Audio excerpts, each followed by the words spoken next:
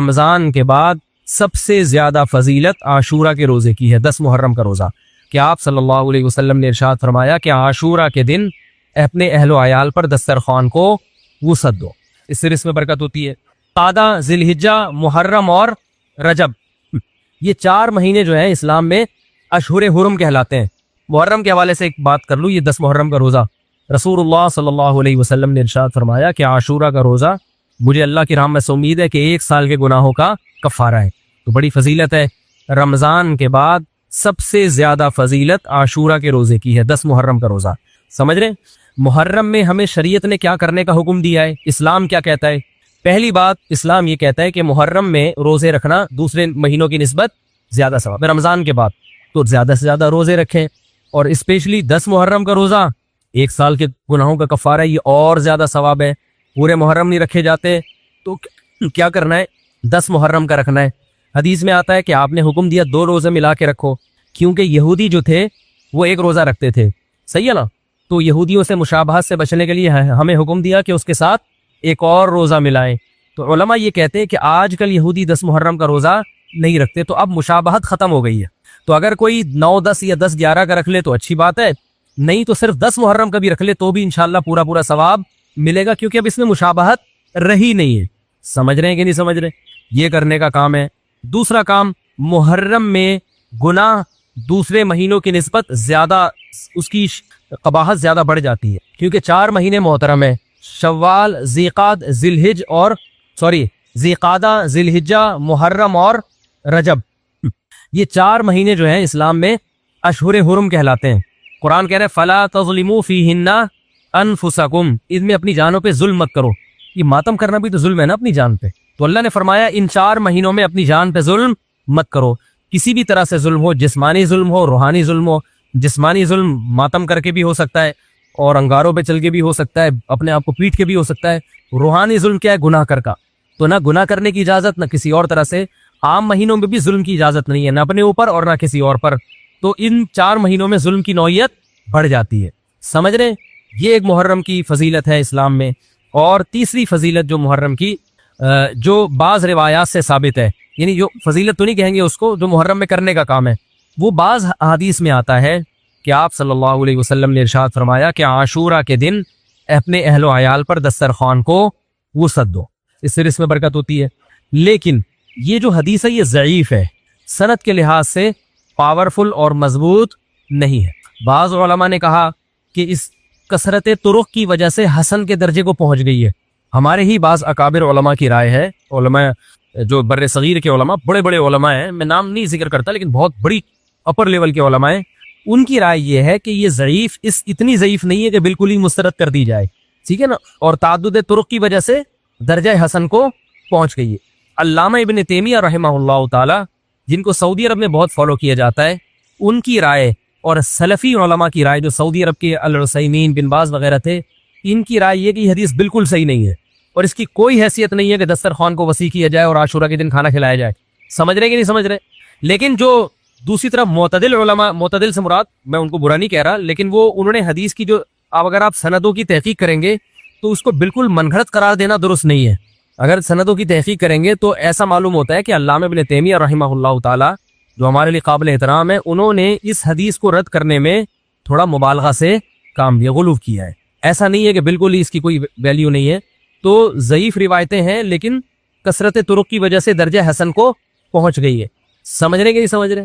اس وجہ سے بعض علماء کی رائے، بلکہ جمہور کی رائے یہی ہے کہ محرم میں اگر کوئی اپنے بچوں کو جمع کر کے اچھا کھانا کھلا دیتا ہے 10 محرم کو، اور یہ حلیم شاید یہی سے نکلا ہے، میں شاید یہی سے نکلا ہے کہ یوں اچھا کھانا ہو جائے گا، تو وہ کہتے ہیں کوئی حرج نہیں ہے۔ لیکن ایک بات جو دوسرے علماء کہتے ہیں، جو میری بھی سمجھ میں آتا ہے، بلکہ میں نے پہلے کہیں پڑھا تو نہیں، میرا دماغ اس طرف گیا، لیکن اس کی تائید میں علماء کے فتاوی مل گئے۔ دیکھو، اگر کوئی حدیث ضعیف ہو یا حسن ہو تو صرف حسن ہونا کافی نہیں ہے، یہ دیکھا جائے گا کہ یہ دوسری صحیح حدیثوں سے ٹکرا تو نہیں رہی ہے۔ یہ بھی فقہ کا اصول ہے کہ اگر ایک کمزور چیز ہے لیکن وہ طاقتور دلیل سے ٹکرا رہی ہے تو پھر اس کمزور چیز کو بالکل رد کیا جائے گا۔ تو عاشورہ کے دن روزہ رکھنے کا حکم ہے، یہ بالکل بخاری مسلم کی صحیح حدیث سے ثابت ہے، اور جو کھانا کھلانے والی روایت ہے وہ اس ٹکر کی نہیں، اس کو تو ابن تیمیہ جیسے محقق نے بالکل ہی غلط قرار دے دیا۔ بعض عرب علماء نے بھی بالکل کالعدم قرار دے دیا، اگرچہ ہماری رائے یہ کہ بالکل کالعدم نہیں ہے، لیکن بہرحال اس میں محدثین کا بڑا اختلاف ہوا ہے. جبکہ روزہ رکھنے والی جو روایات ہیں وہ بالکل بے غبار ہیں، ان کو سب صحیح مانتے ہیں. تو کھانا کھلانا اور روزہ جمع بولو بھائی نہیں ہو سکتا، اس لیے کہ اگر وہ روزے کا دن ہے تو کھانے کا دن نہیں ہے، کھانے کا دن ہے تو روزے کا نہیں. ابن تیمیہ رحمہ اللہ تعالیٰ کی رائے یہ ہے کہ بعض لوگوں نے شیعہ کی مخالفت میں غلو کیا ہے. شیعہ نے اس دن کو چونکہ منحوس بنا دیا 10 محرم کو، تو انہوں نے مخالفت میں اس دن کو ایک سیلیبریٹ کرنے کے لیے نا کھانا کھلانے کا حکم دے دیا کہ ہم منحوس نہیں سمجھتے بلکہ اس کا کیا کریں گے اپوزٹ کے کھاؤ اور کھلاؤ. تو انہوں نے کہا یہ بھی غلو ہوا ہے. دوسری طرف بھائی منحوس نہیں ہے، مبارک ہے ہماری نظر میں، لیکن اتنا مبارک کہ اس میں کھانا کھلانا اور یعنی عید والا عنصر کھانا کھلانا تو عید کے دن ہوتا ہے نا، تو عید نہیں ہے بہرحال. تو یہ بھی بڑی جاندار بات، اگرچہ یہ عقلی دلیل ہے مگر یہ ایسی نہیں ہے کہ بالکل اس کو کالعدم قرار دے دیا جائے. تو اب علماء نے دونوں حدیثوں کو تطبیق کی کوشش کی علماء نے کہ بھئی کھانا بھی کھلاؤ اور روزہ بھی رکھو، افطاری میں کھلا دو، سحری اور افطاری میں. تو بات یہ ہے کہ افطاری میں اگر آپ کھلائیں گے تو وہ 11 محرم شروع ہو چکی ہوگی، وہ 10 محرم بولو بھائی نہیں رہے گی. دوسرا سحری میں جو کھلانے کا مسئلہ ہے نا، سحری میں تو سحری میں جب ہم کوئی کہتے ہیں نا فلاں دن یہ کام کرنا ہے فلاں دن، تو اس سے لغت میں جو ذہن میں متبادر ہوتا ہے نا وہ دن کا وقت ہے، وہ 3:30 پونے 4 کا وقت نہیں ہوتا. یہی وجہ ہے کہ جو لوگ اس حدیث پر عمل کرتے ہیں عاشورہ والی، وہ دن میں کھانا کھلاتے ہیں، دوپہر کے ٹائم لنچ کرتے ہیں. وہ افطاری میں تو ویسے ہی دسترخوان وسیع ہوتا ہے بھوک کی وجہ سے. ارے بابا وہ تو ویسے ہی بچوں کو جب روزہ رکھا ہوا ہے تو اچھا کھلاؤ، سحری اچھی کراؤ، اور افطاری وہ تو ویسے ہی بھوک کی وجہ سے رمضان میں دیکھو نا کیسے کھلے دسترخوان ہوتے ہیں. تو میں نے بڑی کوشش کی دونوں حدیثوں کو جمع کریں، لیکن تکلف کے بغیر یہ ممکن نہیں ہے. تو فقہ کا ایک اصول ہے کہ جب کوئی بے غبار صحیح حدیث ہوتی ہے اور اس سے ایک اصول ثابت ہو رہا ہے تو اس کے مقابلے میں اگر کمزور روایت آئے گی جو اس سے ٹکرا رہی ہوگی تو اس کمزور روایت کو، اگرچہ وہ موضوع من گھڑت نہیں ہے، لیکن اس کمزور کو اس صحیح حدیث کی مخالفت کی وجہ سے بولو بھائی رد کر دیا جائے. اس لیے میرا نالائق کا موقف یہ ہے، میں بہت نالائق ہوں، میں اتنی بڑی بڑی باتیں کرتا نہیں ہوں، لیکن ساڑی عقلچ یہ چیز آندھی نہیں ہے کہ بھائی جو روزے کا دن ہے وہ بھوکے پیاسے رہنے کا دن ہے، وہ کھانے کھلانے کا نہیں ہے. افطاری میں تو ویسے ہی کھاؤ بھی کھلاؤ بھی. تو اور اس کا نقصان یہ بھی ہوتا ہے کہ لوگوں نے اس کھانا کھلانے کے چکر میں روزے چھوڑ دیے. سمجھے، جب حلیم پکے گا تو کون روزہ رکھے گا بھائی؟ ساری رات گھوٹا لگے گا حلیم کا کہ کل دسترخوان وسیع کرنا ہے، تو پھر روزہ گیا، وہ تو تیل لینے گیا، روزہ کون رکھے گا روزہ؟ تو وہ حدیث صحیح حدیث کی بالکل اس میں ٹائٹ قسم کی مخالفت ہو رہی ہے، ٹھیک ہے نا. تو نالائق کی رائے، پھر بھی اگر کوئی دوسرے علماء کی رائے کو فالو کرتا ہے تو وہ کھائے بھی کھلائے بھی. میں کہتا ہوں جو مضبوط چیز ہے اس کو لینا چاہیے، جو کمزور چیز ہے اس کو چھوڑ دینا چاہیے. ہمارے حضرت مفتی رشید احمد صاحب رحمہ اللہ ایک بات کہتے تھے کہ جہاں کھانا کھلانے کی حدیث آئے گی نا وہاں مسلمان اس کو لے ہی لے گا. کھانے پینے کی جہاں بات آئے گی مسلمان کیا کرتا ہے؟ وہ کہتا ہے بھائی یہ صحیح ہے، یہ بالکل صحیح حدیث ہے، ٹھیک ہے نا. وہ کیا کرتا ہے؟ جن علماء کی تحقیق ہے وہ تو تحقیق سے کہہ رہے ہیں، لیکن عام پبلک کی عادت یہ ہوتی ہے کہ فتویٰ بھی اسی کا فالو کریں گے جہاں کھلانے کا تذکرہ. تو اب ہمارے کہتے ہیں جہاں کھانا کھلانے کی بات آئی مسلمان کہتا ہے بس یہ بالکل صحیح، بخاری کی طرز پر ہی، بخاری کی شرط پر یہ حدیث. تو بھائی بھوکا رہنا عبادت ہے، بھوکا رہنا سنت ہے. بچوں کو تو ویسے ہی کھلاؤ عاشورہ ہو یا نہیں ہو، اور سحری افطاری کرا دو، اچھی سی روزہ رکھواؤ، اور جو بالکل چھوٹے بچے ہیں وہ تو ویسے ہی کھاتے ہیں. تو اس لیے، اور پھر اس کا نقصان کیا ہو رہا ہے؟ حلیم کے گھوٹے لگ رہے ہیں پوری پوری رات بیٹھ، اس کے الگ نقصانات ہیں، سبیلیں لگ رہی ہیں. حضرت حسین رضی اللہ تعالیٰ عنہ تو کربلا میں شدید گرمی میں بھوکے اور پیاسے اپنی جان دیتے ہیں، اور یہاں ہم کیا کر رہے ہیں؟ کھانا کھا رہے ہیں، دیگیں پکا رہے ہیں، شربت پی رہے ہیں. تو یہ بات عقل میں آنے والی نہیں ہے. اور عاشورہ کے دن کی مناسبت سے روزہ ہی ہے، وہ روزہ رکھنے کا دن. محرم میں 2 طرح کے موضوعات ہوتے ہیں، ایک تو کربلا کے موضوع کو بیان کیا جاتا ہے، اس پر میں ایک دفعہ بیان چند سال پہلے کر چکا ہوں کہ اس میں معتدل رائے کیا ہے. کبھی موقع ملا تو دوبارہ بیان کر دیں گے انشاءاللہ کہ اس سے ہمیں اسباق کیا ملتے ہیں، اس میں صحیح بات کیا ہے، واقعے کا صحیح پہلو کیا ہے. اس میں افراط و تفرید بہت ہے، مبالغہ آرائیاں بہت ہیں. سیدنا حسین ابن علی رضی اللہ تعالی عنہ کو کربلا میں شہید کیا گیا، یہ بہت بڑا ظلم ہے، اس میں 2 رائے نہیں ہو سکتی. اور بڑی بات یہ کہ حکومت کی سرپرستی میں یہ کام ہوا ہے، اس لیے یہ بڑا ظلم ہے. جو اسلامی حکومت تھی، جو خلافت کی دعوے دار تھی، شاید اسلامی تاریخ میں اس سے بدترین واقعہ ہمیں نہیں ملتا.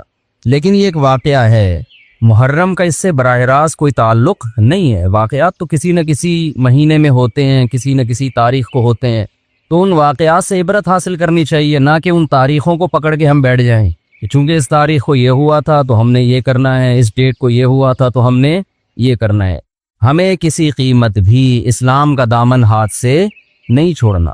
حضرت حسین رضی اللہ تعالی عنہ جو کربلا میں نکلے تو محرم ہونے کی وجہ سے تھوڑی نکلے تھے، تو سیاسی حالات کو درست کرنے کی نیت سے نکلے۔ وہ محرم ہوتا تو بھی جاتے، سفر ہوتا تو بھی جاتے، ربیع الاول ہوتا تو بھی جاتے، رمضان ہوتا تو بھی جاتے۔ اس کا محرم سے کیا تعلق ہے؟ جس چیز کو آپ نے حق پہ سمجھا اس کے لیے آپ نے خروج کیا، اس کے لیے اپنی گردن کٹا دی، غیرت کی شہادت کو ذلت کی زندگی پر ترجیح دی، پورا خاندان کٹوا دیا، مگر غیرت پر سودا نہیں کیا۔ تو اگر یہ سفر میں آپ کو موقع ملتا تو آپ سفر میں نکلتے، ربیع الاول میں موقع ملتا تو ربیع الاول میں نکلتے، رمضان میں ملتا تو رمضان میں نکلتے۔ ہمیں کیا کرنا ہے؟ چاہے محرم ہو، چاہے سفر ہو، چاہے ربیع الاول ہو، چاہے ربیع الثانی ہو، جمادی الاولی، جمادی الثانیہ، رجب، شعبان، رمضان، ہمیں حکم یہ ہے کہ شریعت نے ہمیں جو حکم دیا ہم اس سے تجاوز نہ کریں۔ تو میرے بھائی فرقے بنتے چلے جائیں گے، محرم میں جو کچھ ہو رہا ہے یہ لوگ کریں گے۔ نبی نے فرمایا 73 فرقوں میں امت تقسیم ہوگی۔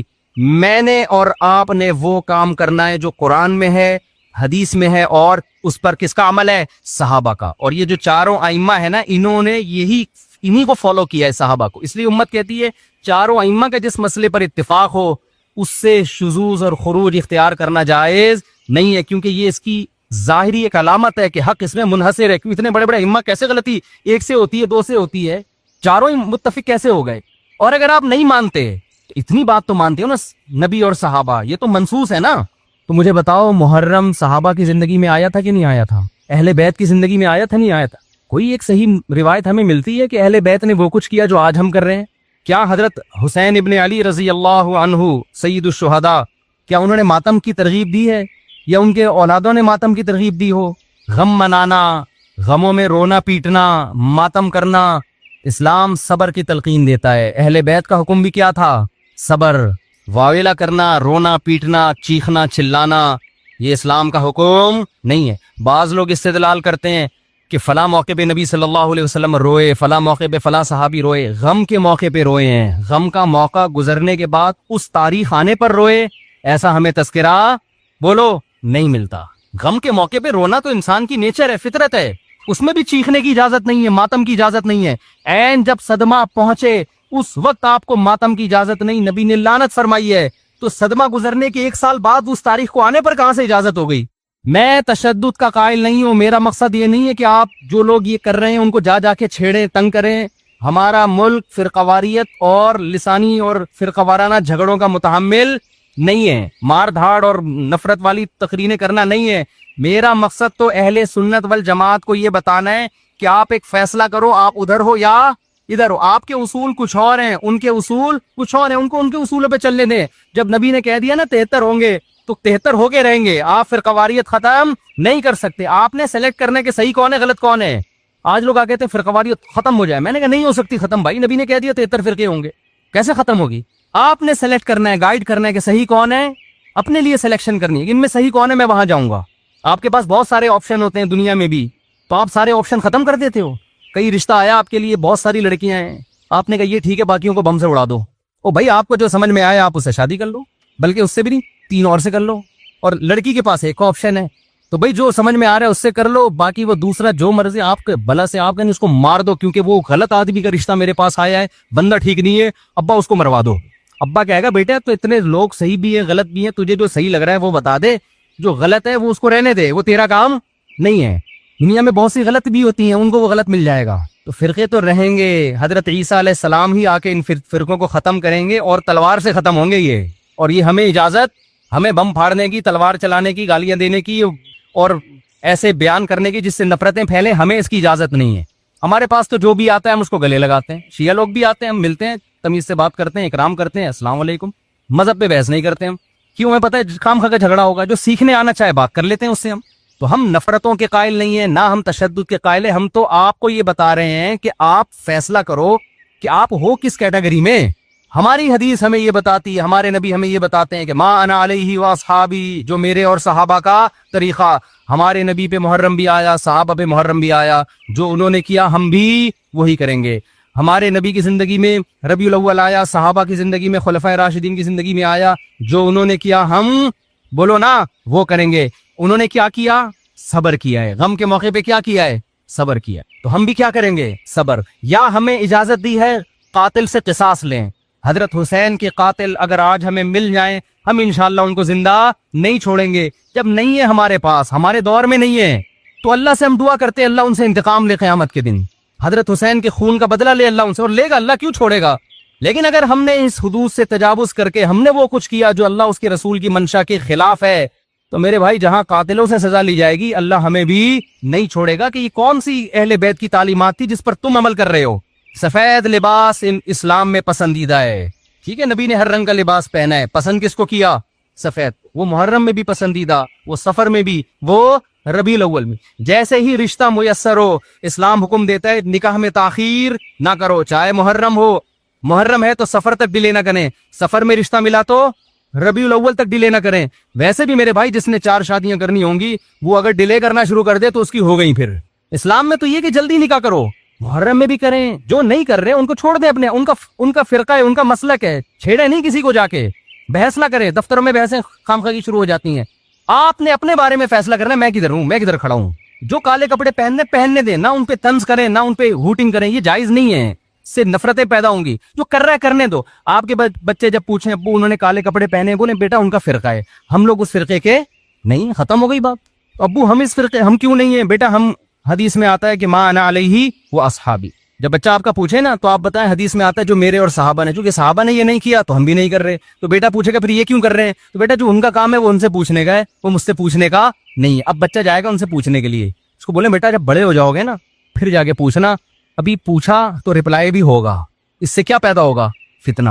تو بچے میں کھوپڑی ہوگی تو وہ اتنی بات اس کی کھوپڑی میں انشاءاللہ آ جائے گی, 2 اور 2 4 کی طرح. پھر بچہ کہے گا ہمیں کیا کرنا چاہیے, اس کو بتا دو بیٹا قرآن میں صاف طور پہ لکھا ہوا ہے کہ ہم نے بنی اسرائیل سے عہد لیا تھا کہ ان احکام کو فالو کرنا ہے.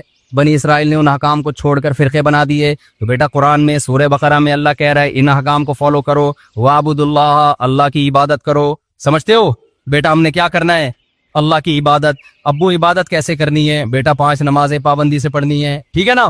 زندگی میں 1 دفعہ حج کرنا ہے, بیٹا سال میں 1 دفعہ زکوٰۃ دینی ہے, اس کے حکام علماء سے پوچھ لو.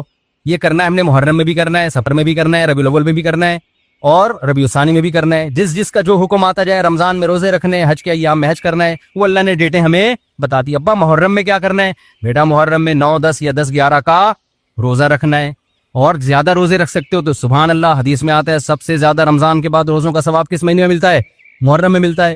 بیٹا ہم نے یہ کرنا ہے. سمجھ میں آ رہی ہے بات کی نہیں آ رہی, اور کیا کرنا ہے, اور اس سے بولو قرآن میں اللہ کہتا ہے وَلَا تُشْرِكُوا بِهِ شَيْئًا, اللہ کی عبادت کرنی ہے, اس کے ساتھ کسی کو شریک نہیں, پکارنا نہیں ہے صرف یا اللہ مدد, نہ یا علی مدد, نہ یا غوث اعظم مدد, نہ یا رسول اللہ مدد. یہ سارے نعرے بیٹا ہم لوگوں کے بولو نہیں. اچھا ابو فلاں نے فلاں کتاب میں لکھا ہے کہ یا رسول اللہ مدد تو دائرے اسلام سے خارج ہے. بیٹا کون دائرے میں داخل ہے کون خارج ہے یہ تیرا ہیڈ ایک, کیونکہ بچے نے اس کو لے کے پھر وہ فتوے دینا شروع. بیٹا اس کو چھوڑ دے اپنے حال پہ, میں جو تو نے کرنے کے کام ہے وہ میں تجھے بتا رہا ہوں. وہی ہے نا, ایک آدمی رات کو تہجد میں اٹھ کے دعا مانگ رہا تھا, اے اللہ سارے لوگ سو رہے ہیں, میں اکیلا جاگا ہوا ہوں, اس عمل کی لاج رکھ لے, سارے لوگ خراٹے لے رہے ہیں, میں اکیلا. لوگوں نے کہا تو اپنی باتیں بتا, ہماری برائیاں کیوں کر رہا ہے اللہ کے سامنے. ایک آدمی نا کمبل نکال کے بول رہا, بھائی تو اپنا بتا نا, ہماری برائیاں ہمیں کیوں ساتھ میں گھسیٹ رہا ہے, یہ لوگ سو رہے ہیں. تو بیٹا یہ آپ کے کرنے کا کام ہے, باقی آپ کسی پہ فتوے کون یا رسول اللہ کہہ رہے ہیں, کون کس کا کیا مطلب ہے, چھوڑو اس بحث کو. اس میں بڑی طویل بحثیں ہیں, یہ ایسے دلدل میں پھنسو گے, نکلنے کے قابل نہیں رہو گے. اچھا ابو اور کیا کرنا ہے میں نے, تو ان کو بتاؤ وَاعْبُدُوا اللَّهَ وَلَا تُشْرِكُوا بِهِ شَيْئًا وَبِالْوَالِدَيْنِ إِحْسَانًا. بیٹا ماں باپ کے ساتھ کیا کرنا ہے, احسان. کیسے احسان کرنا ہے, اللہ کہتے ہیں لا تقل لهما اف, ماں باپ کے سامنے اف بھی نہیں کہنا, ان کے قدموں میں جنت تلاش کرنی ہے, محبت سے ان کی پیشانی پر دیکھنے سے حج عمرے کا ثواب ملے گا. سب سے بڑا حق اللہ رسول کے بعد کس کا ہے, والدین کا. ابا اور کیا کرنا ہے میں نے, وَبِالْوَالِدَيْنِ إِحْسَانًا وَبِذِي الْقُرْبَى, بیٹا جو رشتہ جتنا قریب ہے اس سے بنا کے رکھنی ہے. ماں باپ کے بعد سب سے قریبی رشتہ بھائی بہنوں کا ہے, ان سے توڑنے نہیں دیکھنا, چاہے محرم ہو چاہے سفر میں ہو. کوئی روٹھا ہوا ہے تو اس کو جا کے کیا کر لو, راضی کر لو, ان پہ خرچ کرو, ہدیے دو, ان کو نذرانے دو, تاکہ یہ جڑیں.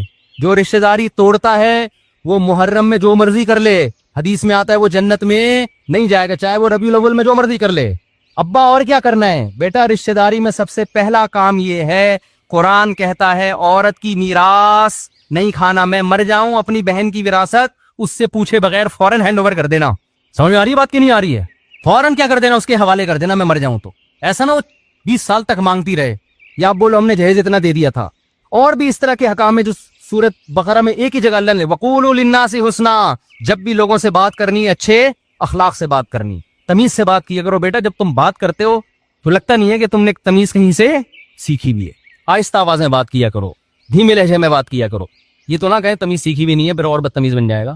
تو وَقُولُوا لِلنَّاسِ حُسْنًا وَأَقِیمُوا الصَّلَاةَ, نمازوں کو پابندی سے قائم کرو. یہ ہمارا اسلام ہے جو محرم میں بھی ہے, سفر میں بھی ہے, ربیع الاول میں بھی ہے. اس کے علاوہ جو کچھ ہے میرے بھائی وہ ہماری اپنی اختراعات ہیں, ایجادات ہیں, اس میں اللہ کی رضا شامل نہیں ہے.